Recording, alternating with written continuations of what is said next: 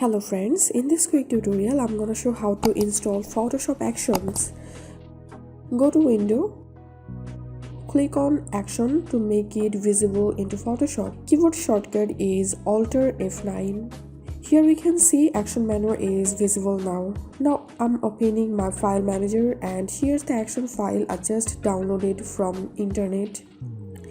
Now simply dragging this file and releasing this into Action Menu. Okay, and here we can see the action just added here. To apply it, click here, just click on OK. We can edit the action from here, but I'm leaving it with default settings. Okay, this is how we can install and use actions. That's it for now. If you benefited a little from this video, then make sure to subscribe this channel. Thank you.